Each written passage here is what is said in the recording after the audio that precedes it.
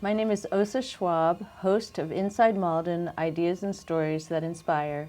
I'm delighted to welcome to the show today Dr. Charles Granson IV.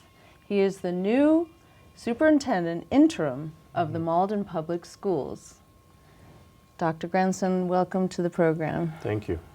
I'm so happy you're here. It's really fun. I always enjoy when someone has a new role or is a fresh face, because it helps us rethink what we're all about. Yeah. And so what I'd love to do, just to sort of get to know you a bit, two things I was curious about, and that is your name. And the name can tell so much about ourselves. You know, like my name is Osa, which is not a common name around here. So grandson, tell me about grandson and the fourth. Who are the 1, 2, and 3 of the fourth? Yeah. So the name is something that's very interesting. And thank you first for having me here. I'm glad to be here. I'm glad to be a fresh face, and hope to also bring fresh ideas and to also learn from the community. My name is interesting. I've always believed that names are important, and this whole idea that it helps you sort of understand what your destiny is, right? And so I've been on the search to find out the meaning for a while and haven't quite gotten there. But I have, as I've researched it, I've seen the name show up as, as grandest son, for example, in France and some parts of Sweden. Actually, I've seen the name there. The S-O-N is very common. Yeah, and so... and when I did the sort of whole Ancestry.com DNA process, there was some Swedish blood there. So that's yes, really we could cool. be cousins. Right? I'm part Swedish. Exactly. We have that connection. Exactly. But my family has been in the Washington, D.C. area, Virginia area since 1872. That's as far back as I've been able to trace it. And of all of my mother grew up with 9 siblings. My grandmother had 12 siblings, and everyone's still there in Washington D.C. area, and so I'm the first to sort of leave that area. But I think the name is one of those things that is really important, right? And so for me, it becomes this legacy piece, and it always made me feel as a child I had something to live up to. And so the third, I haven't met this junior, but the third is my father, who's in Washington, D.C., and Charles A. Granson V is my son, who is 8 months. I know that you speak passionately about education, and you have a sense of purpose about it. Tell me what the root of that is. What is your journey with education? What has that been like? Yeah. It's interesting. When I look back on it, I never set out to be anyone's principal or superintendent. I think I always had sort of a teacher inside of me, right? And so growing up, people would always say, "Oh, you have an old soul." And I think, I spent a lot of time around adults growing up, and just was fascinated by the conversations people were having and the topics they were talking about, or the music they listened to. And I was more interested in that than I was people my own age, so that's always been an interesting piece. I started out in Washington, D.C. public schools, raised by a single mother who did the best that she could to provide all that she believed that was important to raise a productive human being, or someone who would become a productive human being, and had a good extended family who was there to support. But what my mother decided to do was to send me to the schools that were on a different side of the city. And so anyone who knows Washington, D.C., Southeast Washington, D.C., in the 80s and 90s, not the safest place, a place that was still really dealing with a lot of challenges around the crime. And we lived around it. It was around us, right? I remember hearing gunshots while I'm outside and running to the house. I remember those sorts of things, but never really present and in my face, right? And so, but in Northwest, closer to where the Georgetown area is, around the White House, Right. That's where I did my schooling, and these were public schools in Washington, D.C. And so, there was a different kind of education on that side of the city. Yeah. And so my mother was able to provide those opportunities for me and sort of advocate for me to have a different educational experience, even within the school system, right? And equity among schools in the school system, that's something that's a challenge, right? Everywhere you go, right? But I was fortunate to be able to have those experiences where I really had teachers who cared, who took the time to make sure I had what I needed, and when I didn't, you know, I remember very vividly around second grade, my mother receiving a phone call from a teacher saying Charles can't read. And you know, and at that time, again, with limited resources, she found the time to come down to the school to work with the teacher, and they did what they had to do to support me, to help me get to where I am today. Wow. And so that there is, I think, a testament to what's happening every day in our public school systems across the country. That the child that's sitting in the classroom that may come to school and may appear to be distracted or looking out the window or very talkative could be the next president of the United States, could be the next superintendent of your school district. We can't throw them away.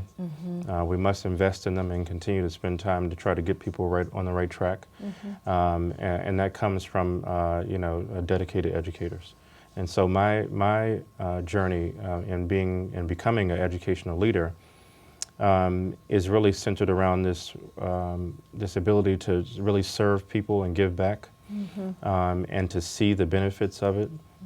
Some of the best relationships I've developed were my former students, who I had when they were ninth graders, and now they're off into college or graduating from college, and struggling through the early stages of adulthood and what that means and looks like, and being able to call them and reach out to them and try to mentor them through that. It's just a gift that keeps on giving. It's a very rewarding profession, and the ability to serve. That's. I don't often hear that high school. This was high school. Teachers actually keep in touch in that same way. So it sounds more like a university professor, where they often develop this sort of more personal relationship. Yeah. So. And a part of it is social media. Yes, that's true. Facebook, now, right? LinkedIn, and that makes it easier for sure. That's right, true. At one point, going back to DC, I can remember going back to the high school to see my teacher. That would be the only way I would probably get in contact with them. As a history teacher, I had a Facebook site for my class, right? And so all those teachers, all those students are still a part of that group on Facebook. Wow, right? That's so cool. And so it's one of those things, it's really changed the landscape. Yes, yeah. Technology is a plus in that regard. So you had that experience, one experience as a second grader. You couldn't read, and then you saw this teacher really believed in you, or really wanted to help you, and invested that time, extra time, in your mom as well. Absolutely. And were there other key figures along that path that either struck you as amazing educators, or even from the past, like learning something in history that just sort of struck a chord and inspired you? Absolutely. Always been very interested in history as a child, and especially going into high school and college, and that's what I ended up majoring in. I think one there's many of them. Yes. One, I would say, my mother was always a role model, someone I really looked up to, someone who I saw as a leader within the family, a larger sort of extended family. And was always a very giving person, and is a very giving person. And I would say from that, there's a whole host of individuals. I grew up, again, like I mentioned, in Washington, D.C. during the time, and while it's very taboo to even mention his name, Marion Barry was someone who, locally in the city, people from around the country say, how could those people re-elect that person after they after they did that? But what I heard, the message I heard locally from him, was that he cared about those who did not have a voice for themselves, and couldn't advocate for themselves. And so many of his social programs were really aimed at helping the homeless, the youth, and the elderly, interestingly enough. And of course, he contributed to increasing the middle class in Washington, D.C., and many people revered him for that. Eleanor Holmes Norton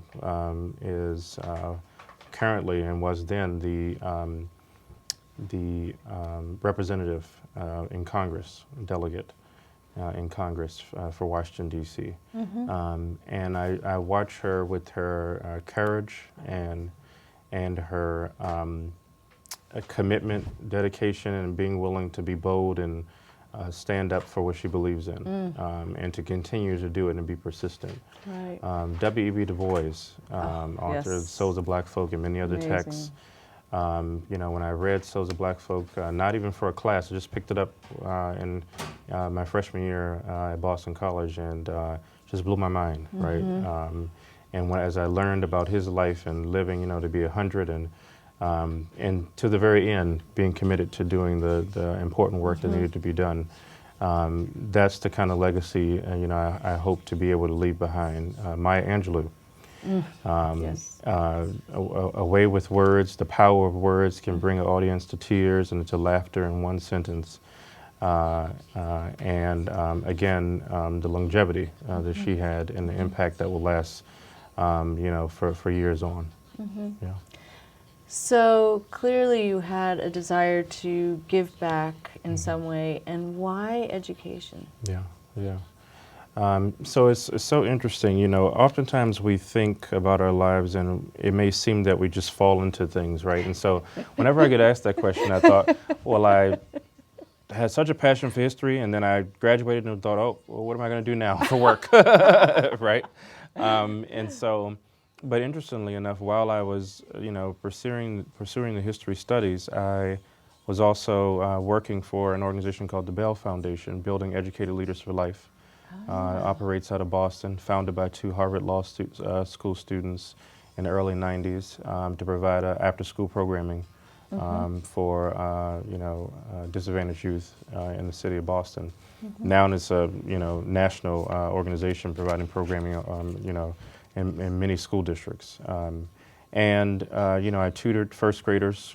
Really? Yeah, you know, reading and math, English language arts. And I quickly learned I can't teach that grade level because I would just play with them all day. So, but they were your peers. Right, exactly, right. I love that. That's great. It's a great age, and they just have you laughing all day. But Yeah. but I think that's where I really started to say, okay, this role is needed. I saw they looked up to me. They and again, connecting back to my own experience with education, that this is important work that needs to be done. Yeah.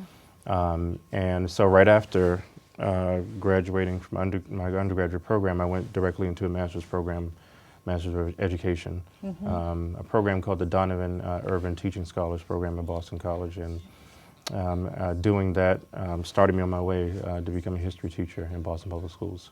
Fantastic. Yeah, yeah. Do you have, as you were studying education, and I imagine you had some of your own ideas of what is an ideal education, and then of course you're also faced with the system as it is, and as you will walk into once you graduate, you know, at that time. Was there an educational philosophy that seemed to grab you, either your own or one that you had read about? That's a good question.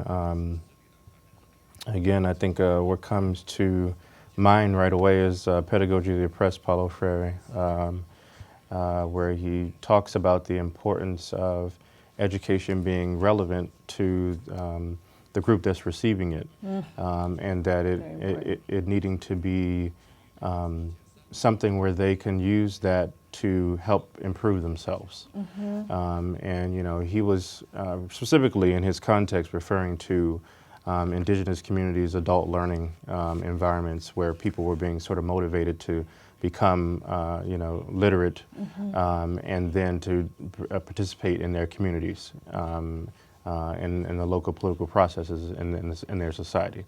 I love that. So that's where that sort of is a overall pedagogy of the oppressed, pedagogy of the oppressed sort of philosophy comes from. But it really applies, and it's one of those texts that's used in, especially in many urban environments across the country, where it really talks about this idea of, you know, how does the education they're receiving going to help them gain their own liberation, right? As as a community, as a society, as a people.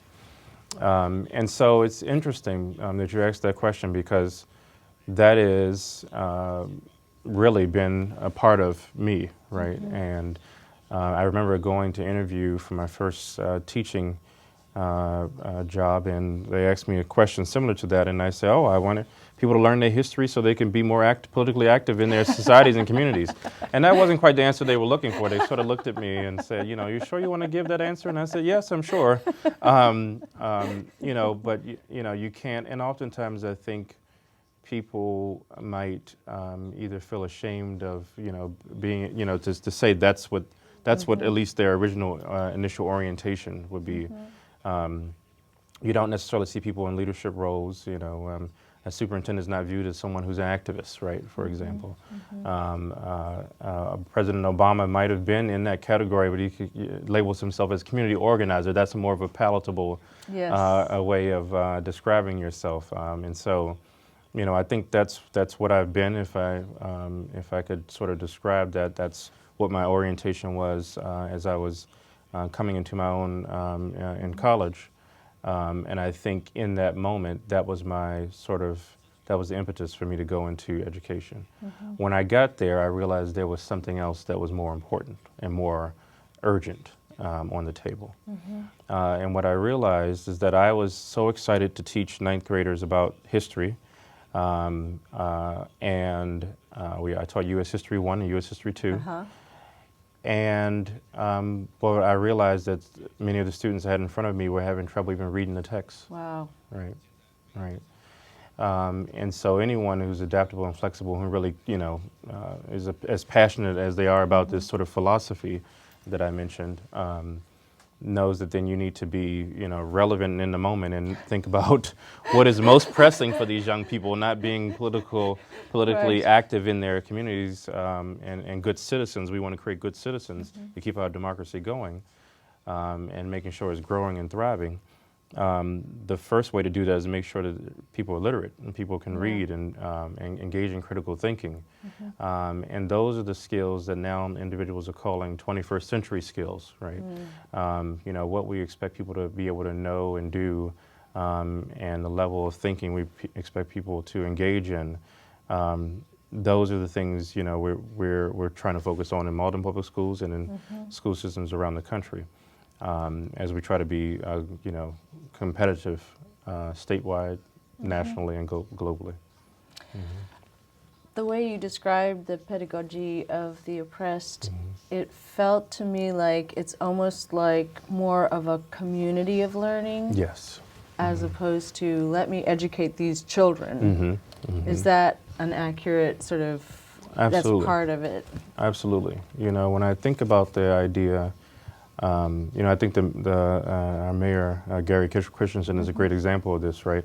Grew up in Malden, went to Malden Public Schools, went to Malden High School, and knew, as he's told me, when he was in high school, he wanted to be the mayor of the city, right? Really? I didn't know that. That's the ideal model, right? That individuals are inspired and motivated to go on and continue to educate themselves and better themselves to come back and serve their communities.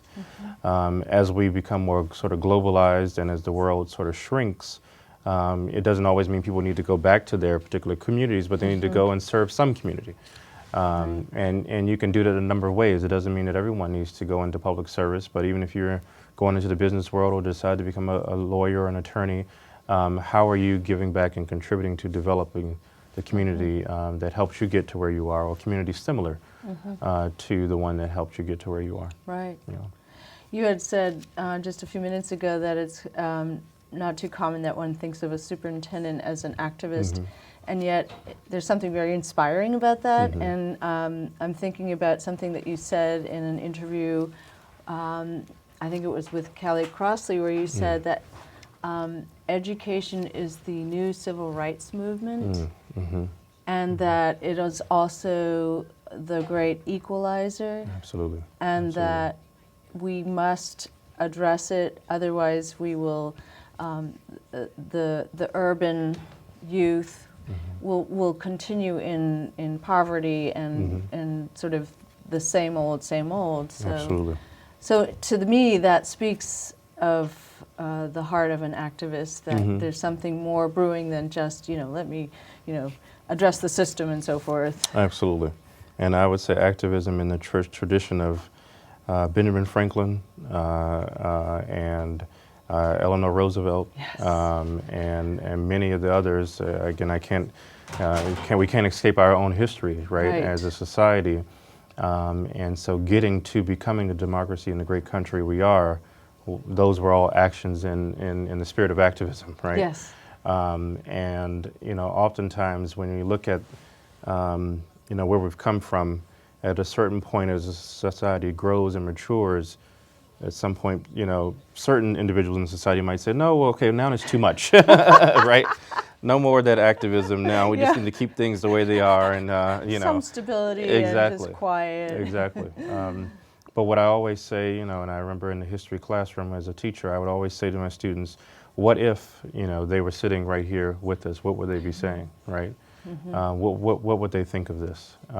And I think if more of us thought in that way, it doesn't mean that we have to live in the past. But those who are not aware of their history are doomed to repeat it. I think if we know that, there's a lot of wisdom that comes with that. And when we talk about society advancing, a lot of times, even when you look at history, society's growth and advancement has never been linear. It's gone backwards. It's been cyclical, actually, right? Oh, that's interesting. And a lot of the times, the current political climate, you would hear the same rhetoric in past years, right? And so it doesn't evolve in a straight line or in an upward trend, but we see the same things come back and visit us over and over again. And so it can provide us wisdom in the moment and really be a source of serenity in questionable times, troubling times. Yes, definitely. I think also, speaking of this spirit of activism, there's also some sort of heart behind it, and I'm thinking it's sort of the word action, active, also stimulating something in the student themselves. Yes. An active stepping forward. Absolutely. Taking in, engaging, that seems to be so important. And how would you say that one can do that, especially for the ones who are most somehow internally oppressed or physically oppressed in some way? I think about some of the great teaching and learning I've seen so far here in Malden, and I went into one classroom and a teacher has up on the wall and a poster, "Why are we learning this?" Right?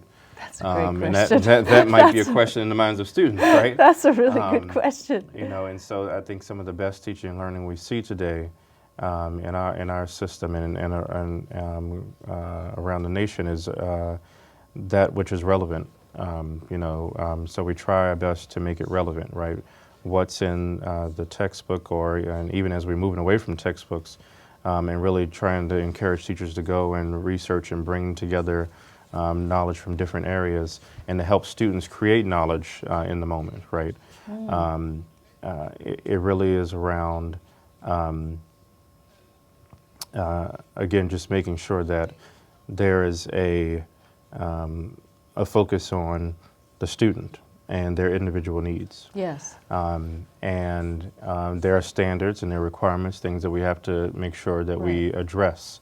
But again, we're talking about human beings and we're talking about people who have been doing this for ages in terms of educating one another. And so how do we make sure the examples are relevant and real? How do we engage them? If we do a survey of our students at the beginning of the school year, what are you interested in, right? And we find ways to weave that in throughout the school year. We give students roles in the classroom, and we allow them to stand up and teach, prepare them to do that in front of their peers, to be presenters, and to try to make the classroom feel like a community, a microcosm of the community that they're going to live in and operate in. Yeah. That's good. That's the kind of, I think, empowering sort of educational environment we want to create to make sure it's relevant, remains relevant. Yeah. There's also something I heard Marva Collins, who is such a, I had never heard of her until I heard about her from a man from Israel who teaches, maybe not anymore, at Harvard. And he talked about her and how she was inspiring across the ocean, you know, Wow. as inspiring him to go into education. Absolutely. But one of the things she's known for is she relentlessly believes in the students, no matter if they have learning disabilities or challenges, or but she also has high expectations. Absolutely. And they go right hand in hand. Hand in hand, absolutely. You know, it's one of those things that it's very close, you know, and I really respect the work of Marva Collins. I think it's been ingrained in me, again, because of my own personal experience. Right. If I was, you know, thrown into a special education classroom and assumed to have a learning disability because of where, you know, and sometimes students may really have those needs, but oftentimes we see that that's not the case, right? We see an overrepresentation of oftentimes students of colors and students of color and males, for example, in special education, right?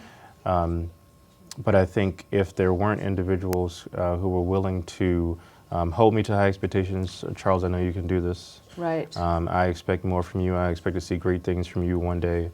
Those messages being ingrained and making sure that there was the support along the way. I think, you know, I would have had a different life outcome, maybe, right? Right. I had someone say to me before, young black male, single mother, growing up in Washington, D.C. in the 80s and 90s, you weren't supposed to turn out this way. Right?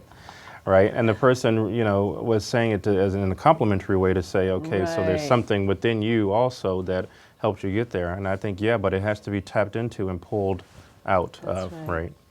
And so the Greek root of the word education actually means to bring out of, right? And so I would tell my students all the time that's my job. You know, there's something inside of you that's great, and I'm here to help bring it out. And for you to help you sort of discover what your purpose, getting closer to what your purpose in life is going to be and what direction you might want to take. And I think the more educators we have committed to doing that, the great educators in Malden I've seen are very much committed to that. You know, and as I talk to students, they're really happy with, you know, talk to students at the high school. Right. My office is in high school now, and Yes. I met some students at the Community and Unity Forum, and I said, oh, come by and visit me, and the next day I had 10 students in my office. So that was great. You're going to be busy. Yes. And I asked them, you know, how do you like your school? And they said, you know, we love it. It is a great environment, and there's lots of activities. I can do almost anything. And they were excited about the colleges they're looking at applying to, and you know, and so, well, like all communities, while it's not perfect, there is room for growth. You know, we're in a good place, and in a good place to go from good to great. Right. And I am convinced that this can become a district that is globally competitive, and so to have such great diversity of students and families that we have here. I see it as a strength. I mentioned that during my interview process for this position, and it's something that we can use to prove to those around the nation and around the world that this is what you can accomplish when you have such diversity. And it's not something that's a source of weakness, but it is the thing that's going to make us stand out. Yeah. It's poses more challenges and more complexities. Yes. So, all right, I love that you say that, because I agree 100%. That's why I love Malden, because it's so diverse. So how can, in the schools in particular, how can one harness that diversity? Because I noticed there's a huge discrepancy in like the test scores. Obviously, the Asian population, they tend to do really well. Yes. And others not so much. But I'm just curious how you see leveraging that diversity in the schools, because I know that there's another issue that some of the students speak of, and that is the lack of diversity among the teaching staff, which is understandable to some degree because the cycle of immigration, but what do you think? How can Yeah. one harness that in an educational setting? Yeah. So I think one of the things is to look at, there's a lot of cultural studies that have been done around, groups of students and how they study together and work together. Um, and I think, it is something that when you think about it, it seems very simple. But, what are the practices and habits of mine and what's happening at home with students who might be doing well, right? And what might those things be for students who aren't doing as well, right? And so we're about looking at parent and community engagement and trying to work with families to say, these are some things you can do at home. Those practices are already happening in Malden Public Schools. But I think continuing to press in that direction is important. Arlene Ackerman, who's another mentor, was actually superintendent of DC Public Schools while I was there. Oh, really? And later became superintendent of San Francisco Public Schools and Philadelphia Public Schools, says that Wow. victory is in the classroom. Yes. And so the work of a superintendent in 2016 is around making sure that there is a focus on what we call the instructional core, the interaction between the teacher, the student, and the content. Okay. And so what we do is we go in and we focus on how we can make sure we support and spend our time and resources supporting the instructional core. What I'm convinced about is that as we look and we find great practices here and there, how do we get teachers to share more? And then how do we get ourselves as a community to focus on, this is a skill I'm seeing on this assignment that Johnny can improve on, right? Maybe over the next 2 weeks, as I'm still teaching my year-long plan and consistent with the curriculum we have, but I can focus on this skill and achieve this skill and improve this skill for him or for this group of students. And let's see what happens over the next 2 weeks and then come back and assess it on the assignment, right? Okay. And that's about a cycle of continuous improvement. Yes. And so we want to be, I don't remember where I was, but I was just saying this exact same thing, I think, to a group of teachers yesterday. And it's really about, we believe in getting better as human beings, right? And constantly improving ourselves, right? And we want to have that sort of same philosophy when it comes to the work that we do daily with students. And we want students to buy into that mentality and so to know what their grades are on the Dibbles Right. assessment or the classroom teacher's assignment, right? And to think about how I'm going to set a goal to get to do better next time, right? And so a lot of times when we think about the classroom, we think about it as a place where there's math going on and there's English language arts, history, science going on. But what also happens there is we form habits Yes. that follow us throughout Yes. adulthood, right? Oh, yes. And even, those of us that being a new father, I'm watching my son and saying, what habits are you picking up? What patterns am I seeing, right? At 8 Already, months? at 8 months, I'm watching him, right? Does he read yet? No. Right, I wish, right? But the idea is that, there's something else happening in those classrooms, right? And so how do we build in resiliency, into students' sort of makeup, which will help them no matter what content area, whatever class they're in, no matter what environment they find themselves in later on in life. And overall will help them do well, right, in life. And so building that as a part of what we do on a daily basis. And so there is a discrepancy. What I have noticed in going back and looking at past data is that at one point there were racial achievement gaps between the races. Yes. And for the most part, they are all on par, which is something you don't see when you look at white students, Latino students, Black and African American. You might see discrepancies there, but the performance for those three groups are pretty similar. And as you said, our Asian students are doing a lot better. So again, what can we learn from them and how can we get those students to work together? But also, we should pat ourselves on the back for the fact that the other students are at least in the same area. And that's not the case in many urban districts. You see a large discrepancy between white students and African American students, for example, and That's Latino actually students. true, right? Yeah. So it's interesting as we continue to analyze the data. Just this past Monday, the Department of Education released our sort of accountability data across the state for all school districts. And we're in the process of really just studying that right now to see, okay, what's the lever we need to press to really go to the next level. Right.